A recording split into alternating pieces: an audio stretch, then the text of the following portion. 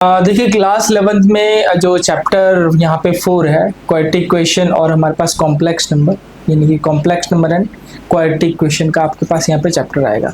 तो दोनों चीज़ के बारे में बड़ा यहाँ पे हम डेप्थ से पढ़ेंगे। तो सबसे पहले हम यहाँ पे देखेंगे कॉम्प्लेक्स नंबर होता क्या है। कॉम्प्लेक्स नंबर से आपके जहन में एक सवाल आ रहा था कि कॉम्प्लेक्सिटी के बारे में यहाँ पे हम बात करेंगे। देखिए कॉम्प्लेक्स नंबर में हमारे पास आता है कि जो भी चीज़ें हम यहाँ पे देखते हैं या जो भी चीज़ें हम यहाँ पे पढ़ते हैं जैसे कि a प्लस आई बी, ठीक है ना। अब यहाँ पे i हमारे पास क्या है, i इसको बोलते हैं आयोटा के नाम से यहाँ पे इसको डिनोट करते हैं, लेकिन i यहाँ पे आया कहाँ से इसके बारे में हम बात करेंगे। तो सबसे पहले हमारे पास कोई भी जो क्वाड्रेटिक फॉर्मेशन है उस क्वाड्रेटिक फॉर्मेशन के बारे में यहाँ पे बात करें, क्योंकि ये इससे रिलेट कर रहा है तो इसलिए यहाँ पे क्वाड्रेटिक फॉर्मेशन यहाँ पे आना जरूरी होता है। जैसे कि एक्स स्क्वायर की कोई भी एक वैल्यू हमारे पास होती है जैसे कि 4, तो यहाँ पे x की वैल्यू आ जाएगी √4 यानी कि हमारे पास 2 आ जाएगा, क्योंकि 2 2 4 यहाँ पे रूट से बाहर हो जाएगा, ठीक है। अगर एक्स स्क्वायर की वैल्यू यहाँ पे अगर हमारे पास 9 है तो यहाँ पे आ जाएगा ये हमारे पास 3 हो जाएगा। अगर एक्स स्क्वायर की यहाँ पे वैल्यू अगर 16 है तो इसकी वैल्यू हमारे पास 4 आ जाएगी। तो ये तो वैल्यूज हमारे पास था जो कि पॉजिटिव फॉर्मेशन में था, तो वो हमने देख लिया। लेकिन अब यहाँ पे कुछ फॉर्मेशन है जो थोड़ा सा अलग होगा, तो वो फॉर्मेशन हमारे पास क्या होगा, जैसे कि एक्स स्क्वायर की वैल्यू अगर मान लो -4 है तो वो क्या होगा, ठीक है। तो यहाँ पे ही यूज हमारे पास होता है कॉम्प्लेक्स नंबर, ठीक है। तो x की वैल्यू यहाँ पे हो जाएगी √4। अब यहाँ पे हम कर सकते हैं x will be equal to √, यहाँ पे -1 × 4 लिख सकते हैं, यानी कि √। अब -1 को हम क्या करेंगे, यहाँ पे -1 को सिंपल लेट कर लेते हैं कि -1 दैट इज इक्वल टू, यहाँ पे लेट कर लेते हैं, सबसे पहले लेट कर लेते हैं -1 that is equal to I square, क्योंकि इस -1 को हमें बाहर लाना है किसी भी तरह से, ठीक है। तो -1 को हमें बाहर लाना और ये 4 तो हमारे पास बाहर आएगा ही आएगा। तो x will be equal to √I square × 4, ठीक है, या x will be equal to 2i, ठीक है। 2i हमारे पास, यही हमारे पास आयोटा इसको बोलते हैं, और यही 2i हमारे पास जो है, ये 2i हमारा काम आएगा आगे जाकर के, ये जो 2i है हमारा आगे जाकर के काम आएगा, ठीक है। नेक्स्ट में हमारे पास जो पार्ट है कि क्वाड्रेटिक फॉर्मेशन में हमारे पास बाकी चीज़ें किस तरह से काम करती है, वो चीज़ यहाँ पे हम देखेंगे। देखिए क्वाड्रेटिक फॉर्मेशन यहाँ पे हम देखेंगे, ठीक है। तो क्वाड्रेटिक इक्वेशन यहाँ पे सबसे पहले क्या होगा, देखिए क्वाड्रेटिक इक्वेशन होता है हमारे पास ax square plus bx plus c that is equal to 0, ठीक है। ax square plus bx plus c that is equal to 0। यहाँ पे दो वैल्यूज होती है x की, क्योंकि हाईएस्ट पावर यहाँ पे x का कितना है, 2 है हाईएस्ट पावर, तो दो वैल्यूज यहाँ पे होगा x का। वैसे एक चीज मैं आपको और बता देना चाहता हूँ कि कोई भी नंबर हमारे पास, जैसे एक्स स्क्वायर की अगर कोई भी वैल्यू है हमारे पास, जैसे n एक नंबर है, ठीक है, एक्स स्क्वायर या फिर हम यहाँ पे लिख सकते हैं 4 एक नंबर है, ठीक है। तो x will be equal to √4, और यहाँ पे हम सिर्फ और सिर्फ 2 नहीं लिखेंगे, क्योंकि रूट से बाहर निकलेगा 4, तो हमारे पास 2 नहीं लिखेंगे, यहाँ पे +-2 लिखेंगे।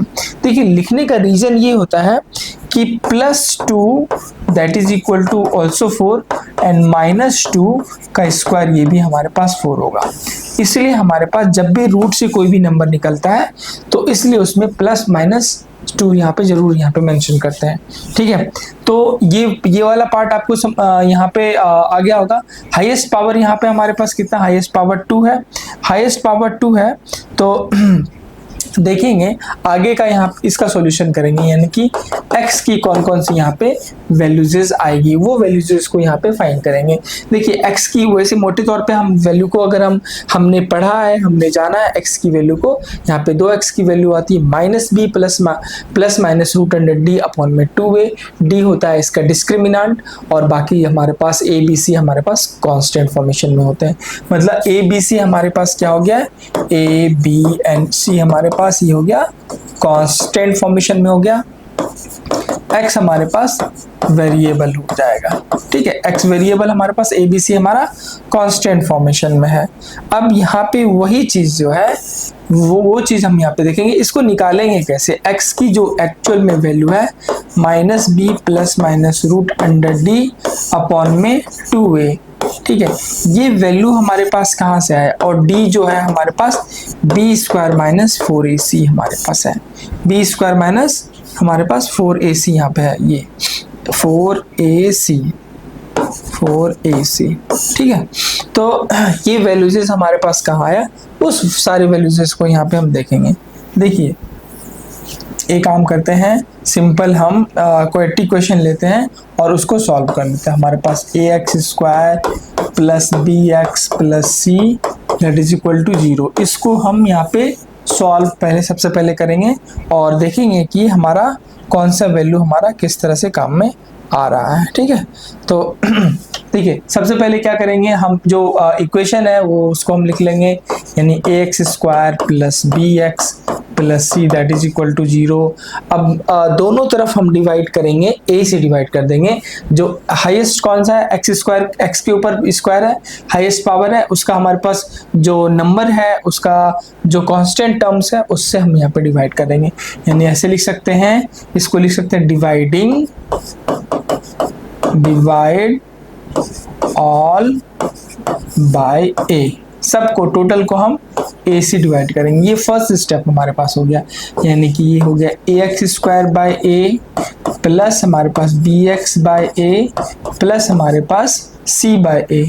ठीक है, प्लस हमारे पास आएगा c by a equal to, यहाँ भी अगर करेंगे तो 0 बाय एनी नंबर हमारे पास क्या आता है, 0 ही आता है। ठीक है, तो ये हो जाएगा। नेक्स्ट में a से a हमारा कैंसिल हो गया और बाकी ये बच गया, यानी कि हमारे पास हो गया x square plus bx by a plus c by a equal to हमारे पास 0 हो गया। ठीक है, ये 0 हो गया, यानी कि हमारे पास अब एक टर्म्स यहाँ पे यूज होता है कि जो जैसे ही हम इसको नीचे और ऊपर कुछ भी चीज़ हम मल्टीप्लाई और डिवाइड यहाँ पे हम कर सकते हैं। जैसे कि हमारे पास ये टर्म्स है, तो x स्क्वायर प्लस सेम चीज को हमारे पास 2bx बाई 2a लिख सकते हैं। a से a कैंसिल हो जाएगा। ठीक है, और यहाँ पे ये c by a equal to 0 हम यहाँ पे एज इट इज लिख देंगे इसको। ठीक है, एक टर्म इसको थोड़ा सा एक स्टेप और करेंगे, x square plus 2 into b by ऐसे लिख सकते हैं, b by 2a into x लिख सकते हैं। ठीक है, या फिर हम इसको थोड़ा सा क्या करते हैं, इसका एक स्टेप मतलब थोड़ा सा कुछ चीजें, जैसे 2 into x into b by 2a लिख सकते हैं। मतलब एक ही बात हुआ, 2bx अपॉन में 2a, एक ही बात है। ऊपर नीचे हम कहीं भी मल्टीप्लाई कर सकते हैं, तो एक ही बात है। ठीक है, देखिए ये कुछ जो टर्म्स है यहाँ पे मिल कैसे रहा है, किस तरह से ये हमारा मिल रहा है।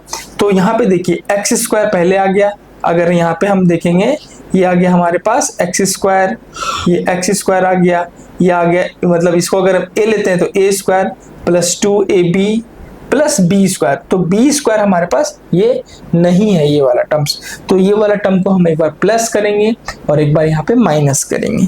ठीक है, तो एक बार यहाँ पे हम क्या करेंगे, प्लस करेंगे और दूसरा माइनस करेंगे। तो प्लस यहाँ पे लिखते हैं प्लस बी स्क्वायर। ठीक है, प्लस यहाँ पे लिख सकते हैं b बाई 2a का होल स्क्वायर, एक बार प्लस करेंगे और माइनस b बाई 2a का होल स्क्वायर को माइनस करेंगे। ये सेम मतलब चीजें जो है, ये वाला जो है हम इसको इस फॉर्मेशन में सिंपल हमने कन्वर्ट किया है। और प्लस c बाय a तो हमारे पास है ही इक्वल टू 0, ये c बाय, देखिए एक्स स्क्वायर तो x square, 2bx by 2a 2bx by 2a और b बाई 2a को बस हमने प्लस किया और b बाई 2a को हमने स्क्वायर को माइनस कर दिया और c बाई a हमारे पास एज इट इज हमारा ये है। जो हमारा इक्वेशन पहले था वो हमारा पास अभी भी यही है, बस हमने थोड़ा इसको अलग करके लिख दिया। ठीक है, तो नेक्स्ट में हमारे पास देखिए ये पूरा का पूरा हम टर्म्स यहाँ पे लेते हैं, पूरा का पूरा टर्म्स अगर हम यहाँ पे लेते हैं तो क्या आएगा, ये पूरा का पूरा टर्म्स लेते हैं, ये वाला टर्म्स, तो यहाँ पे आ जाएगा हमारे पास x plus b by 2a का होल स्क्वायर। ठीक है, x plus B bye 2a का यहाँ पे आ जाएगा होल स्क्वायर, ये a square plus B square plus a square plus 2ab plus B square, ये यहाँ से यहाँ तक आ जाएगा, माइनस b बाय 2a का होल स्क्वायर प्लस हमारे पास हो जाएगा c by a equal to 0। ये पूरा आपको आ गया होगा समझ में, ठीक है, ये वाला टर्म्स आ गया होगा। तो ये वाला टर्म्स हमारे पास करने के बाद, क्योंकि ये जो है सिंपल, ये जो है हमने इसी को लिख दिया पूरा, a प्लस बी का होल स्क्वायर पे हमने इसको तोड़ दिया। नेक्स्ट में हमारे पास b बाई 2a, ये है हमारे पास रहा मैं ये वाला माइनस बी बाई 2a और plus c by equal to 0। अब यहाँ पे हमें ये पार्ट रखना है x plus b by 2a का होल स्क्वायर, और बाकी इन दोनों को बराबर के इधर लेके चल जाएंगे, तो ये आ जाएगा बी स्क्वायर अपॉन में 4a square minus c by a, क्योंकि ये प्लस में है तो ये माइनस में आ जाएगा हमारा, सिंपल सी बात है, ठीक है। नेक्स्ट में यहाँ पे हम इसको कैलकुलेट करते हैं, आपको ये दिख रहा होगा, यहाँ पे आप इसको देख लीजिए, ठीक है। नेक्स्ट में यहाँ पे हम इसको कैलकुलेट करते हैं, तो एलसीएम जो आएगा हमारा वो एलसीएम आ जाएगा 4a स्क्वायर,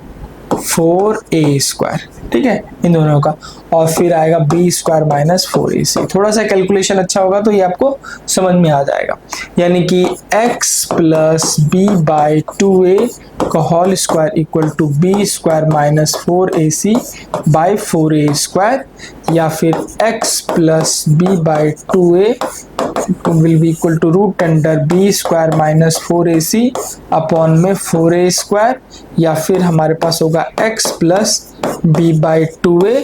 मैंने आपको पहले ही बताया था कि कोई भी नंबर अगर हमारे पास रूट में है, अगर वहां से नंबर बाहर आता है, रूट ब्रेक करता है, तो वो प्लस और माइनस के फॉर्मेशन में जरूर रहता है। तो यहाँ से स्क्वायर हटा, यहाँ पे रूट आया, अब यहाँ पे ये प्लस माइनस यहाँ पे लगेगा, प्लस माइनस रूट अंडर, वो देखिए बी स्क्वायर माइनस 4ac तो नहीं कटा, लेकिन 4a का हमारे पास क्या आ जाएगा, 4a का हमारे पास हो जाएगा 2a, तो यहाँ पे हमारे पास 2a, यानी कि ओवरऑल ये ब्रेक हुआ है और प्लस माइनस हमारा जरूर लगा है। अब x की वैल्यू को हम यहाँ पे करते हैं आजाद। ये सारी घटनाएं इसलिए हुई क्योंकि हमें x की वैल्यू को फाइंड करना था, तो x की वैल्यू को हम करते हैं आजाद। यहाँ पे x की वैल्यू अलग हो गई और हमारे पास क्या आ गया, ये पूरा का पूरा इधर आएगा, तो माइनस बी बाय 2a, और यहाँ पे प्लस माइनस है root under b square minus 4ac upon में 2a दोनों का हमारे पास एलसीएम आ गया, तो 2a minus b plus minus root under b square minus 4ac, या फिर x will be equal to, यहाँ पे x की दो वैल्यू आएगी, minus b plus root under, इसको d ले लेते हैं डिस्क्रिमिनेंट, अपॉन में 2a, और दूसरा आएगा minus b minus root d upon में 2a, ठीक है। शॉर्टकट में हम इसको जो है अल्फा और बीटा भी यहाँ पे हम बोलते हैं, ये अल्फा हो जाएगा और ये हमारे पास बीटा होता है। तो दो रूट्स है यहाँ पे, दोनों रूट्स हमारे पास निकल गया, अल्फा और बीटा, एक में हमारे पास पॉजिटिव वैल्यू और एक में हमारे पास बीच में जो है हमारा नेगेटिव वैल्यू हमारे पास आ रहा है, ठीक है। तो पॉजिटिव और नेगेटिव आप याद रखना, याद करने का बहुत आसान तरीका है, minus b plus minus root d upon में 2a, सिंपल है ये, ठीक है। तो ये निकल गया। अब यहाँ पे देखिए कॉम्प्लेक्स नंबर यहीं पे हमारे पास आता है, देखिए यहाँ पे एक एग्जाम्पल अब हमारे पास दिया हुआ है, उस एग्जाम्पल को हम यहाँ पे देखेंगे और यहाँ पे समझेंगे। यहाँ पे सबसे पहले देखिए दिया हुआ क्या है कि कॉम्प्लेक्स एग्जाम्पल है, if 4x plus 3y 4x plus i3y i3x plus minus y equal to 3 plus i minus 6, ठीक है, वेर x एंड y हमारे पास क्या रियल नंबर है, तो फाइंड करना है x और y की वैल्यू को फाइंड करना है यहाँ पे, सिंपल।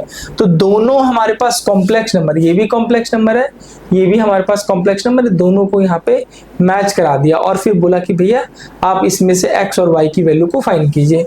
तो सबसे पहले हम यहाँ पे ना लिख लेंगे वैल्यूजेस को, यहाँ पे क्या करेंगे लिख लेंगे। तो वैल्यूजेस हमारे पास क्या है, ये हमारे पास फॉर एग्जाम्पल ये हमारे पास सिंपल 1 एग्जाम्पल हो गया, ठीक है। 4x प्लस हमारे पास आएगा i, ये हो जाएगा 3x minus y equal to 3 plus i into minus 6। अब ये क्या किया, इक्वेट किया हमारे पास रियल नंबर और इमेजिनरी नंबर को अलग अलग करके इसने इक्वेट किया है, ठीक है। तो इक्वेटिंग लिखेंगे यहाँ पे, equating real and imaginary number, imaginary number, ठीक है। तो यहाँ पे हमारे पास का, ये हमारे पास दोनों रियल नंबर है, ठीक है। तो यहाँ पे आ जाएगा 4x इक्वल टू 3, यानी x will be equal to, और दूसरा हमारे पास ये वाला नंबर है, दूसरा हमारे पास है 3x minus Y equal to -6 हमारे पास है, ठीक है। तो x की दो वैल्यू हमारे पास आ गई 3/4, और दूसरी वैल्यू हमारे पास यहाँ पे y की वैल्यू यहाँ पे पुटअप करेंगे, y क्योंकि x की वैल्यू तो ये आ गया हमारे पास, ठीक है, और y की वैल्यू यहाँ पे कैसे पुटअप करेंगे, 3 इंटू हमारे पास x की वैल्यू है 3/4, ये 4 है बच्चों, 4 समझना, माइनस वाई इक्वल टू हमारे पास -6, या फिर 9/4 माइनस वाई इक्वल टू -6, या फिर 9/4 प्लस 6 इक्वल टू वाई, या फिर एलसीएम ले लेंगे तो 4 आ जाएगा, ये 9 और 24 इक्वल टू वाई, या फिर 24 और 9 कितना हो जाएगा, 33, तो 33/4 इक्वल टू वाई। इसलिए हमारे पास दो जो वैल्यूज आई है, उन दो वैल्यूज का क्या क्या वैल्यू है, x की जो वैल्यू है हमारे पास 3/4 है, और y की वैल्यू है 33/4। तो बड़ा कौन है, बड़ा हमारे पास y बड़ा है हमारे पास, क्योंकि y में हमारे पास 33 पार्ट है और x में मात्र 3 पार्ट है, जिसको 4 पार्ट में डिवाइड करना है, और y के पास 33 बीघा जमीन है, जिसमें देखिए x के पास 3 बीघा जमीन है जो कि 4 भाई में डिवाइड करेगा तो कम कम आएगा, और y के पास हमारे पास क्या है, 33 बीघा जमीन है जो कि 4 भाई में डिवाइड करेगा, तो यहाँ पे सबको ज्यादा मिलेगा ना, एक एक भाई को ज्यादा मिलेगा यहाँ पे, सिंपल, ठीक है। तो ये आपको आराम से समझ में आ गया होगा, इसको नोट डाउन कीजिए, और जो आपको अगर इधर से कुछ नोट डाउन करना है तो स्क्रीनशॉट लेकर के, अगर आपको समझ में नहीं आया हमारा वीडियो तो इसको फिर से देखिए। ओके, कॉम्प्लेक्स नंबर और क्वाड्रेटिक इक्वेशन का जो कॉम्बिनेशन वाला चैप्टर है उसमें हम अब आगे बढ़ते हैं, और उसमें हम देखेंगे, देखिए 2-3 चीज यहाँ पे देखेंगे। पहला चीज यहाँ पे ये रहा कि आपको ये चीज तो पता चल गया होगा कि कॉम्प्लेक्स नंबर आपका क्या है, ठीक है। और दूसरा यहाँ पे अलजेब्रा ऑफ कॉम्प्लेक्स नंबर यहाँ पे हम पढ़ेंगे कि अलजेब्रिक फॉर्मेशन में आप किस तरह से कॉम्प्लेक्स नंबर को यहाँ करेंगे। पहला एग्जाम्पल हमने यहाँ पे कर दिया ऑलरेडी, आपको नहीं समझ में आया तो पीछे वाले वीडियो देख सकते हैं। Algebra of the complex number में हम एडिशन ऑफ 2 कॉम्प्लेक्स नंबर को देखेंगे। जैसे लेट कर लेते हैं, यहाँ पे सबसे पहले यहाँ पे हम लेट कर लेते हैं कि कॉम्प्लेक्स नंबर जो है कौन कौन सा यहाँ पे देगा। जैसे कि यहाँ पे लेट कर लेते हैं, लेट थोड़ा सा इसको मोटा कर देता हूँ ताकि आप लोग को और अच्छे से दिखाई पड़ जाए, ठीक है। जैसे कि लेट कर लेते हैं Z1 equal to A plus A1 plus I B1, ये पहला हमारे पास कॉम्प्लेक्स नंबर में फर्स्ट होगा। दूसरा हमारे पास Z2 इक्वल टू A2 और प्लस IB, हमारे पास दूसरा कॉम्प्लेक्स नंबर है। तो इन दो कॉम्प्लेक्स नंबर में हमारे पास क्या होगा कि अगर हम इन दोनों को जोड़ेंगे, मतलब हमारे पास Z1 प्लस हमारे पास Z2 अगर हमारे पास करेंगे A1 प्लस IB1, और प्लस हमारे पास होगा A2 और प्लस IB2, या फिर हम यहाँ पे लिख सकते हैं Z1 plus Z2 that is equal to A1 plus A2, ये एक साथ हो गया, प्लस I हमारे पास हो गया B1 प्लस ये B2, ये हमारे पास X, मतलब Z1 और Z2 हमारे पास ये भी एक पूरा कॉम्प्लेक्स नंबर है, और ये हमारे पास ये पूरा कॉम्प्लेक्स नंबर है, और ये भी हमारे पास एक कॉम्प्लेक्स कॉम्बिनेशन में आ गया। तो एग्जाम्पल 1 आपको अच्छे से समझ में आ गया होगा। अब यहाँ पे चलते हैं कॉम्प्लेक्स नंबर का जो अलजेब्रिक फॉर्मेशन है उसके बारे में यहाँ पे बात करेंगे। देखिए कॉम्प्लेक्स नंबर यहाँ पे लेट कर लेते हैं, अलजेब्रिक फॉर्मेशन देखेंगे, algebraic formation of complex number, complex number, ठीक है। अलजेब्रिक फॉर्मेशन हमारे पास देखेंगे कि हमारे पास कॉम्प्लेक्स नंबर का अलजेब्रिक फॉर्मेशन हमारे पास क्या होता है।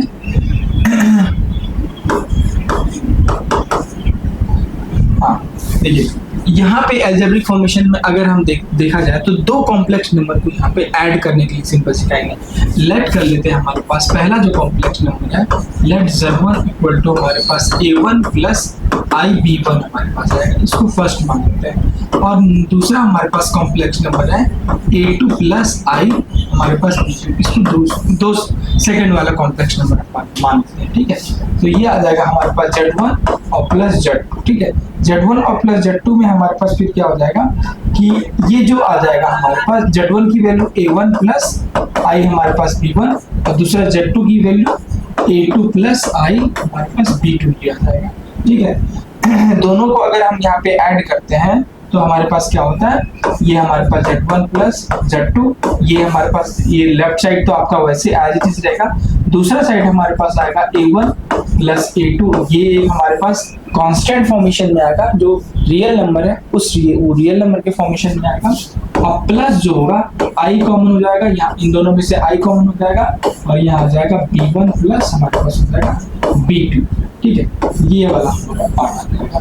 तो एक कॉम्प्लेक्स नंबर को जब भी हम ऐड करते हैं तो ये एक रियल वाला पार्ट हमारे पास अलग हो गया और ये हमारे पास हो गया इमेजिनरी वाला पार्ट हमारा, ये अलग फंक्शन में आ गया।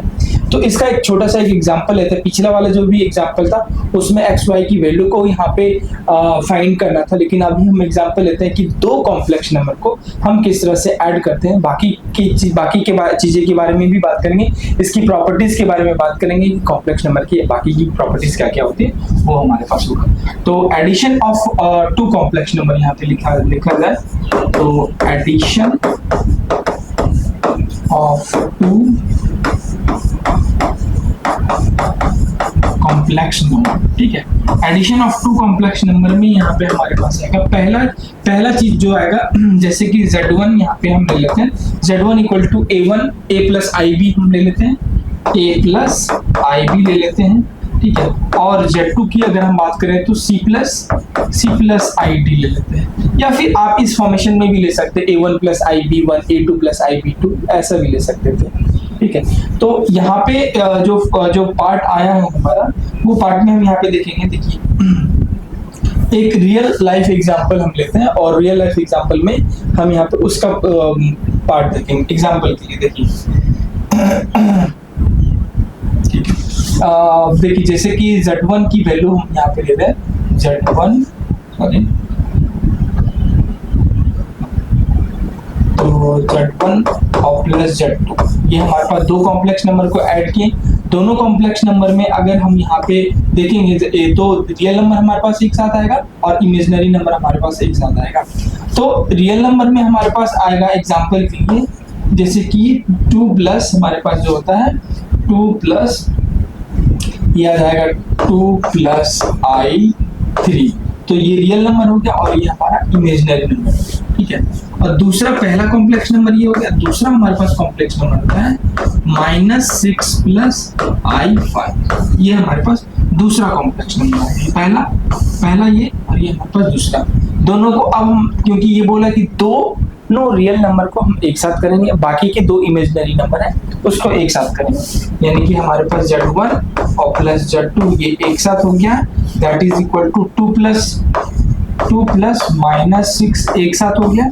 ठीक है, और प्लस I कॉमन ले लेंगे यहाँ पे, तो ये आ जाएगा 3 प्लस 5 एक साथ हो गया। ठीक है, तो ये आ जाएगा z1 और प्लस z2 ये हमारे पास एक साथ will be equal to 2 plus -6 हो जाएगा -4 और प्लस हमारे पास हो जाएगा 8I हमारे पास ये होता है। ठीक है, तो ये फॉर्मेशन हमारे पास -4 प्लस 8I हमारे पास क्या आया, ये जो पार्ट आया है ये हमारे पास एक कॉम्प्लेक्स नंबर ही आया। मतलब ये तो देखिए दो तो हमारे पास ये कॉम्प्लेक्स नंबर है, बाकी का जो हमारे पास दोनों आया ये दोनों भी हमारे पास क्या है, ये दोनों भी हमारे पास कॉम्प्लेक्स फॉर्मेशन ही आया, ये दोनों भी हमारा कॉम्प्लेक्स फॉर्मेशन ही आया। तो ये आपको अच्छा लगा होगा, इसको यहाँ पे आप नोट डाउन कर लीजिए। बाकी क्या हम जो इसका एडिशनल कॉम्प्लेक्स नंबर की जो प्रॉपर्टीज होती है, जो एडिशन करके हमारे पास बाकी के जो प्रॉपर्टीज होगा उस प्रॉपर्टीज के बारे में यहाँ पे हम बात करेंगे। नेक्स्ट में देखेंगे यहाँ पे इसको हम क्या करते हैं, इसको थोड़ा सा इरेज कर लेते हैं। ठीक है, इसको आप स्क्रीनशॉट ले सकते हैं या फिर इसको आप बना सकते हैं। ठीक है, इसको मैं इरेज कर देता हूँ।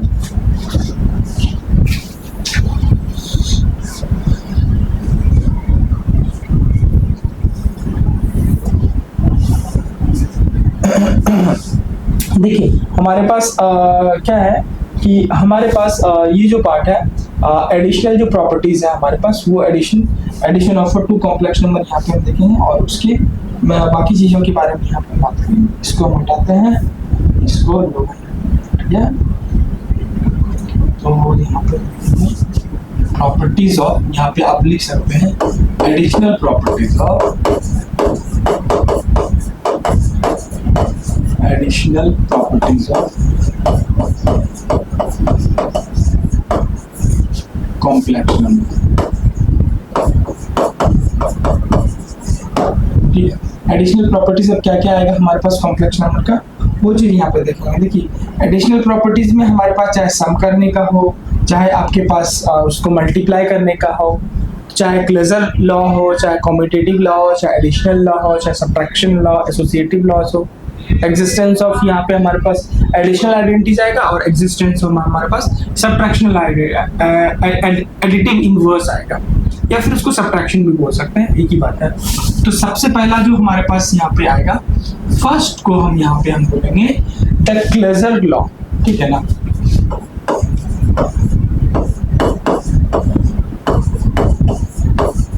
देखिए द क्लोजर लॉ में हमारे पास क्या आएगा, दो कॉम्प्लेक्स नंबर को हम यहाँ पे ऐड करते हैं, मतलब हमारे पास addition of two complex, the sum of two complex number is a complex number, simple है ये हमारे पास।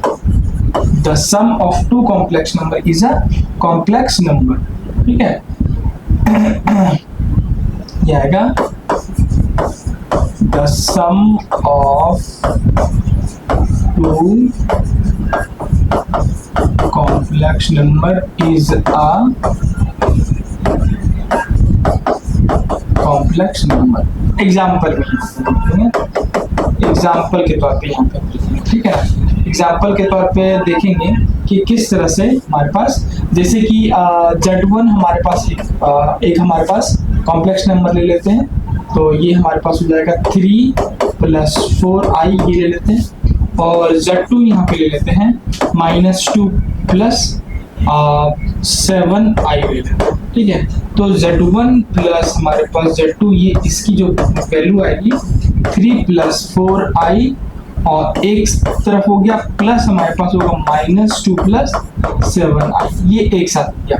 अब यहाँ पे जो पार्ट है, क्योंकि हमारे पास दो अलग अलग नंबर्स हैं, हमारे पास एक हमारे पास रियल नंबर है और एक दूसरा हमारे पास कॉम्प्लेक्स नंबर है, तो उसको अलग अलग कर लेते हैं, यानी कि Z1 + Z2 that will be equal to 3, और प्लस यहाँ पे आएगा -2, ये एक साथ हो जाएगा, ठीक है। और ये जो हमारे पास है 4i और 7i एक साथ करते हैं, तो i यहाँ पे कॉमन होगा, 4 प्लस हमारे पास 7 आ जाएगा, या फिर हमारे पास Z1 + Z2 that will be equal to 3 - 2 हमारे पास होगा 1, और प्लस हमारे पास होगा i, 4 + 7 हमारे पास क्या आ जाएगा 11, ठीक है, यानी कि i 11 यहाँ पे हमारा ये आ जाएगा।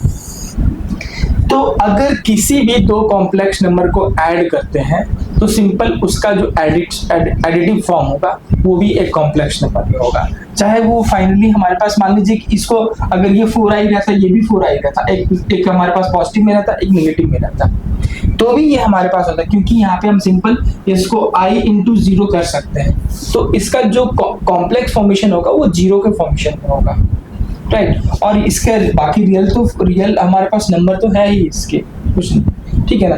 तो दो हमारे पास कॉम्प्लेक्स नंबर है, जब भी हम ऐड करते हैं तो हमारे पास एक क्या आता है, एक कॉम्प्लेक्स नंबर ही हमारा आता है, ठीक है। नेक्स्ट में यहाँ पे हम बात करते हैं कि पहली प्रॉपर्टीज हो गई, इसको आप स्क्रीनशॉट ले सकते हैं इसका स्क्रीनशॉट। दूसरी प्रॉपर्टीज के बारे में यहाँ पे हम बात करते हैं, ठीक है। दूसरी प्रॉपर्टीज हमारे पास आएगी कि इसको इरेज करते हैं, ठीक है। देखिए दूसरी प्रॉपर्टीज के बारे में यहाँ पे हम बात करते हैं। पहली प्रॉपर्टीज हमारे पास समझ में आ गया होगा आप लोग को, दूसरी प्रॉपर्टीज के बारे में हम बात करते हैं, प्रॉपर्टीज नंबर 2, ठीक है। प्रॉपर्टीज नंबर यहाँ पे हमारे पास 2 आएगा, सेकेंड प्रॉपर्टीज, ठीक है। देखिए सेकेंड नंबर में हमारे पास बोलता है कम्यूटेटिव लॉ, तो कम्यूटेटिव लॉ,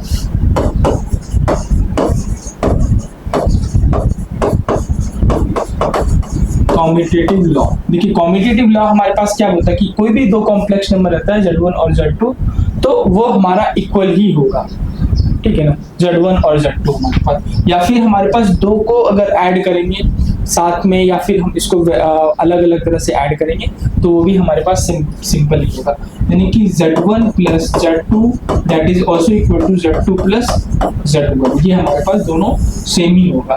मतलब हमारे पास सिंपल ये एडिशन के फॉर्मेशन में ही है, या तो आप 3 प्लस 4 कीजिए या फिर 4 प्लस 3 कीजिए, एक ही बात है। तो ये कॉम्प्लेक्स में भी ये हमारा लागू हो जाता है, ठीक है।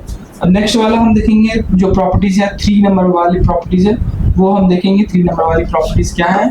3 नंबर वाली प्रॉपर्टीज यहाँ पे दिया हुआ है कि the associative law, associative law, देखिए तो एसोसिएटिव लॉ में हमारे पास क्या बोल रहा है ये कि पहली चीज तो एसोसिएटिव लॉ में हमारे पास बोल रहा है कि अगर 3 कॉम्प्लेक्स नंबर है, मान लेते हैं जैसे कि Z1 plus Z2 plus Z3, ये 3 कॉम्प्लेक्स नंबर है, ठीक है। Z1 Z2 और Z3 अलग अलग कॉम्प्लेक्स नंबर है।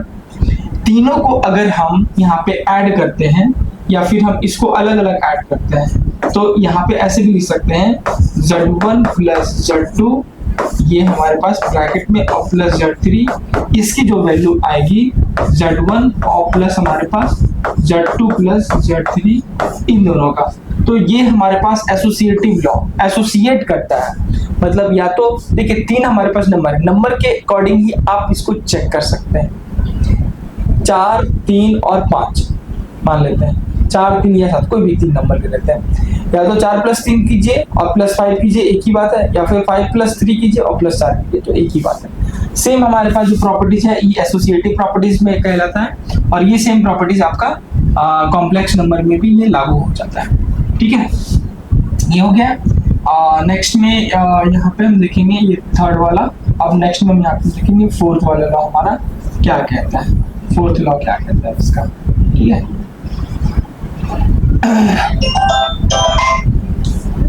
देखिए 4th लॉ हमारे पास ये बोलता है, 4th लॉ इसका ये बोलता है the extensive of additive inverse identity, इसमें बोलता है द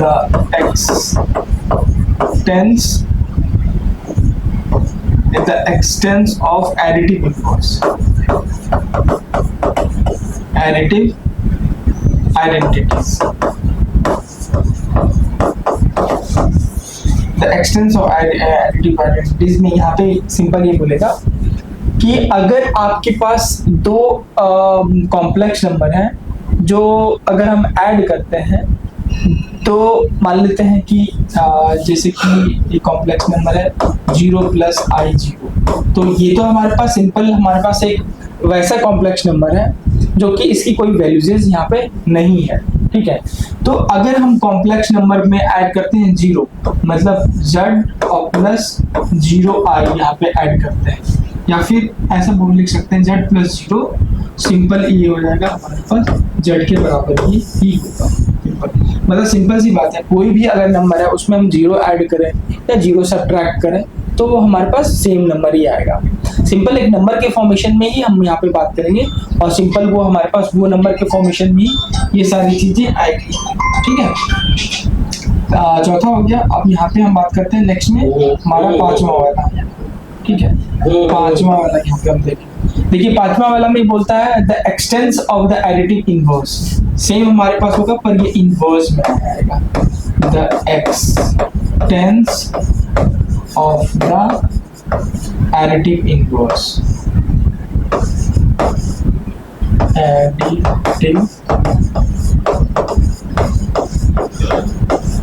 additive इनवर्स में आएगा। मतलब कि हमारे पास 2 निगेटिव कॉम्प्लेक्स है, तो हमारे पास सेम कॉम्प्लेक्स नंबर पर एक हमारे पास निगेटिव में है और एक हमारे पास पॉजिटिव में है, और दोनों को जब ऐड करेंगे तो वो हमारा 0 आएगा। मतलब हमारे पास ये है कि हमारे पास मान लेते हैं कि एक कॉम्प्लेक्स नंबर है Z1, Z equal to A plus IB, ठीक है। एग्जाम्पल यहाँ पे देते हैं Z equal to A plus IB। दूसरा हमारे पास कॉम्प्लेक्स नंबर है Z equal to minus A plus I minus B, तो दोनों तो हमारे पास सेम ही है, इसको Z1 मान लेते हैं, ठीक है। तो ये हमारे पास होगा z और ये हमारे पास z1 होगा।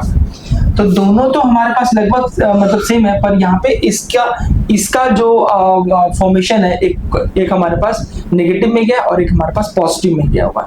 ठीक है, तो जब हम यहाँ पे ऐड करते हैं कि z प्लस हमारे पास z1, ऐसे लिख सकते हैं z plus z1, that will be equal to यहाँ पे ऐसे करते हैं